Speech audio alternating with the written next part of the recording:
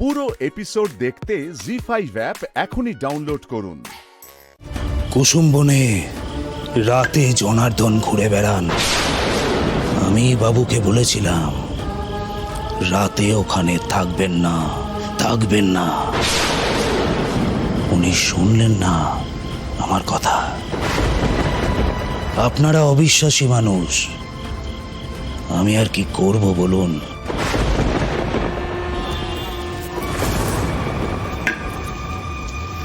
আমি সকালে সেখানে গিয়েছিলাম, কিন্তু ওই বাবুকে আর দেখতে পাইনি। ডক্টর ব্যানার্জি, রাতুল, আমাদের এখনই যেতে হবে সে ঘরে। এত রাতে সেখানে যাবেন? যেতে তো আমাদের হবেই। চলো চলো, এক্ষুনি চলো।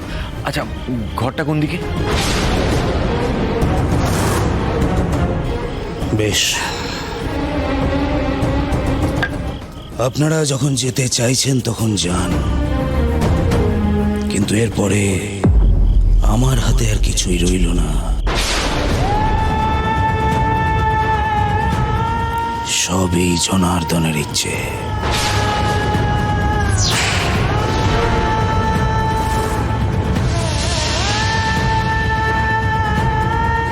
কুসুম বনের ওধারে গেলে ওই ঘর পাবেন।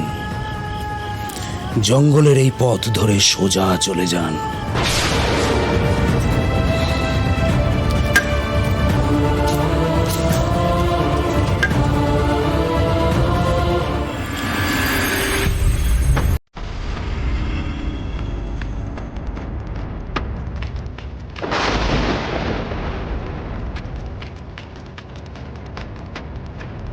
কি এটা সিডের চশমা না?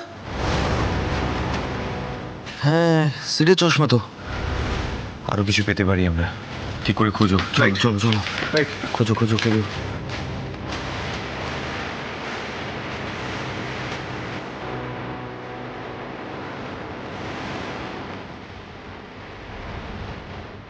এই তো সিটের ঘড়ি।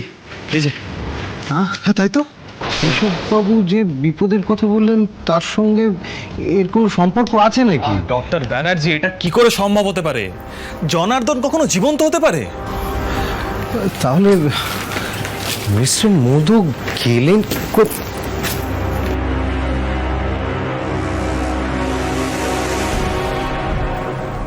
রুদ্রবাবু, এইটা কার ফোন দেখুন তো। তো সিডির মোবাইল। সিটের? হ্যাঁ হ্যাঁ, চার্জ নেই নাকি? একবার অন করে দেখো না। আমি দেখছি,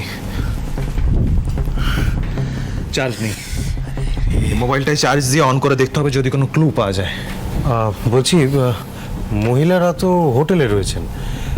আমার মনে হয় মিঠাই ম্যাডামকে এখানে একবার আনা উচিত, ওনাকে দেখানো উচিত। ওনার থেকে কিছু লুকোনো উচিত নয় আমার মনে হচ্ছে। কি হয়েছে? কি হয়েছে? হ্যাঁ,